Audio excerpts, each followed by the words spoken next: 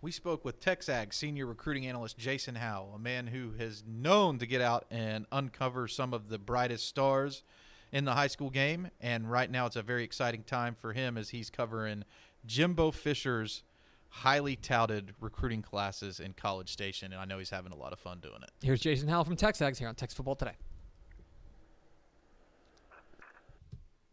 Greg Powers with TexasFootball.com, and I'm joined by one of the best recruiting insiders in the entire country, TexAgs.com's Jason Howell. Good friend of the program, man, and you're always one of my top reads on social media, also all your articles that come out on the website. I just wanted to say thanks for hopping on with us today. Man, it's always a pleasure, man. I'm always here for you guys. Powers, you're one of my guys, always have been. Appreciate that, man. And I'm not going to waste any time. I'm going to jump right into it. Texas A&M, under the watchful eye of Jimbo Fisher, has really done a great job recruiting. It's been a fun ride. I know as a guy who covers it year in and year out, you have really seen. Texas A&M's always recruited well, but there's been an uptick in recruiting, it seems like, here in the past few seasons. Why don't you just give us a behind the scenes what it's like being Jason Howell? Covering a beat of guys who are, the most highly sought after guys in the country. Well, I've said it before, and I'll say it again. Since Jimbo Fisher has arrived at Texas A&M, this has been one of the more. This is my favorite period. I've had the opportunity to cover. I covered a little bit of the early Art Browse era there at Baylor. I got to cover the tail end. Recruiting of the Mac Brown era at Texas. And, I've seen up close, some heavy hitters at LSU and Oklahoma as a regional guy. But what Jimbo Fisher is doing at Texas A&M is by far, it's the most fun I've ever had covering recruiting and doing this job. And one of the things that makes it so is they're never out for a kid. If there's a recruit that they want, it's hard. You can't just say, oh, they're not gonna get that guy. That guy's going somewhere else, because as soon as you do that, something happens. They do a great job of hanging around and even when things don't look good. They deal with the momentum swings of the recruiting process better than any staff I've ever seen. Part of it, some of it, you got to win the long game, especially when you're talking about these big time recruits.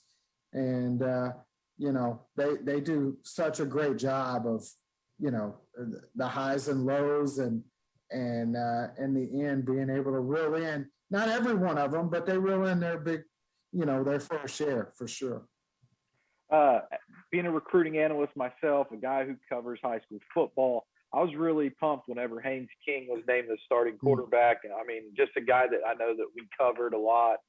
Everybody got a chance to not only watch him grow up in that Longview program, but everybody has a good relationship with Coach John King there as well. So it's fun to watch his son be named the starter. But is there another guy maybe who we don't know so much about or we haven't heard so much from that is going to be on the field this year that you're excited to see, that you covered as a recruit? Oh, man. I'll tell you what, just in this past class, Shamar Turner has a chance to see quite a bit of playing time. Deuce Harmon is another one that just over the years, you get close to these guys, and those two are a couple. I think Deuce is on the depth chart at two different positions in the secondary, and Shamar has a chance. He's going to be a factor in the rotation this year on the defensive line. So no surprise there. Those two really jump out.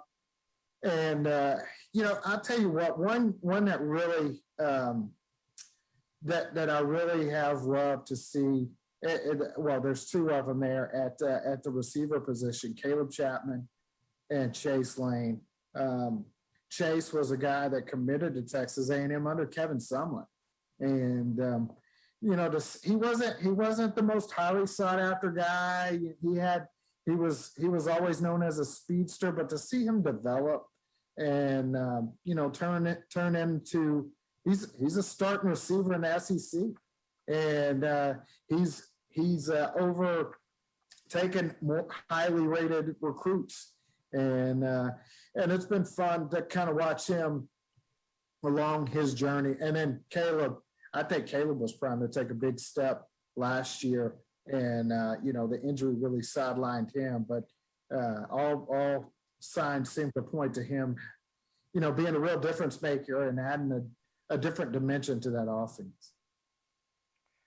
Fast forwarding now to the class of 2022, see that Texas A&M has 14 commits in the bag. 12 of them are from the Lone Star State, and some of the top guys. Looking at that list right now, who are some of the standouts that Aggies fans needs to know about?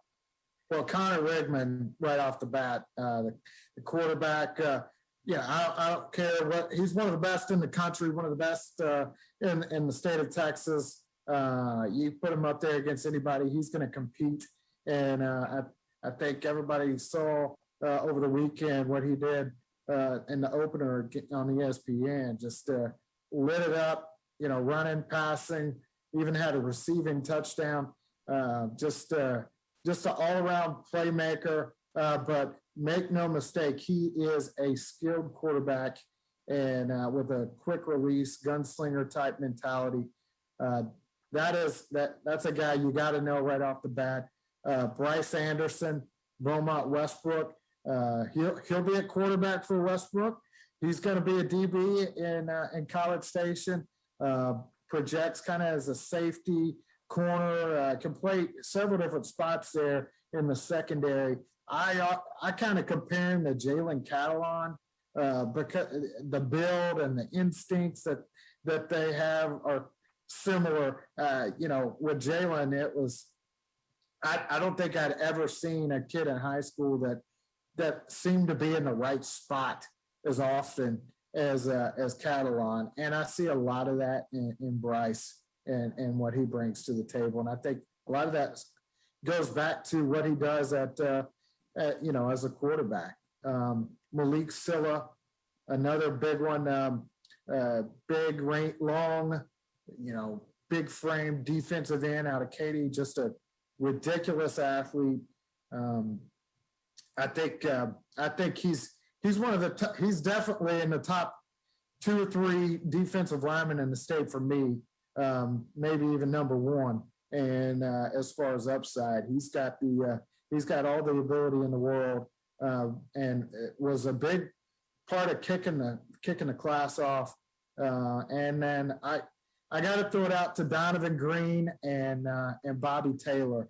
Those two have been real instrumental in helping build the A&M class. Donovan Greene, when it comes to the tight end position in the state of Texas, he's at the top of the list and has been since his freshman year in his class. So he's had to wear that crown for a long time, and he's done nothing to lose it over the years.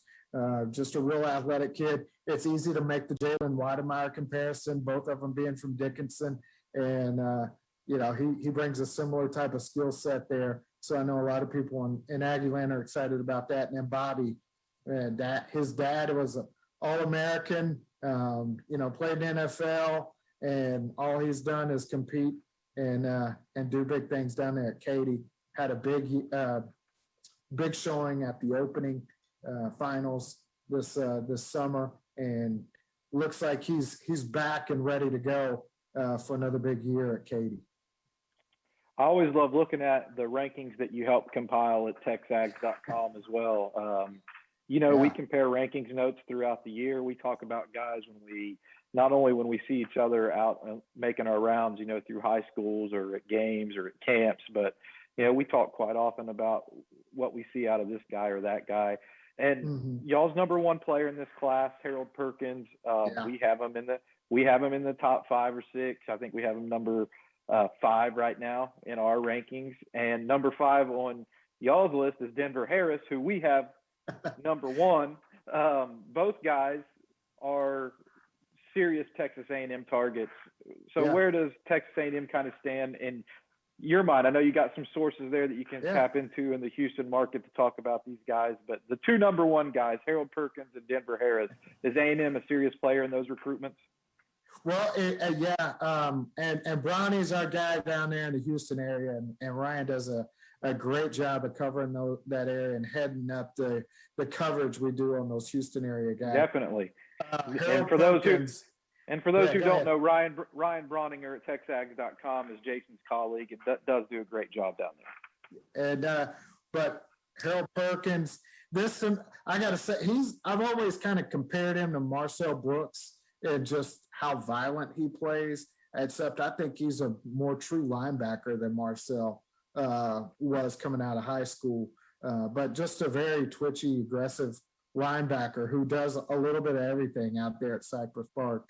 But yeah, A&M's right there in the mix. A&M, LSU, can't forget about Texas in there. So I think really it's probably going to come down to those 2 or 3 schools. I expect A&M to be very much in it whenever he does decide to make that call, be among his finalists. But yeah, he was at A&M for the pool party at the end of July, and you know, all reports are he enjoyed himself and had a good time, and I would expect him to make it back this fall for a game. And then with Denver, man, Denver's hard to read. A&M's in his top 5. I get more of an Alabama-Texas battle for that one, but A&M's in there. I think it's one of those things that's going to come down to getting him back on campus and seeing how it all goes from there. But right now, I'll probably give the edge to Alabama. 14 guys in the class. There's still some room to take some more. Is there a guy out there that Jason Howell feels really good about is going to be a future Texas A&M football player? I got a few guys that I'm watching pretty close. You know, Bear Alexander, defensive tackle out of Fort Worth Brewer. I'd put, you know, Brennan Thompson, just named A&M in his top 3 with Texas and Oklahoma State out of Spearman. And Chris Marshall, a receiver out of Fort Bend Marshall. Those 3 are guys that you know, I think if I'm making predictions, those are 3 I'm looking at pretty closely to be in A&M's class down the line. How are they going to round it out? What's the numbers looking like? Do they have like a set feel right now for how many they can work into this class? Is it going to be a full class, or is it going to, you know, err towards that lower end as far as numbers go? Yeah. I look for them to go try and grab a full 25. So we'll see how it all works out, but I look for it to be in that 25 range. And yeah, I think this class, you know, has a chance. I've been predicting top 3 to 5.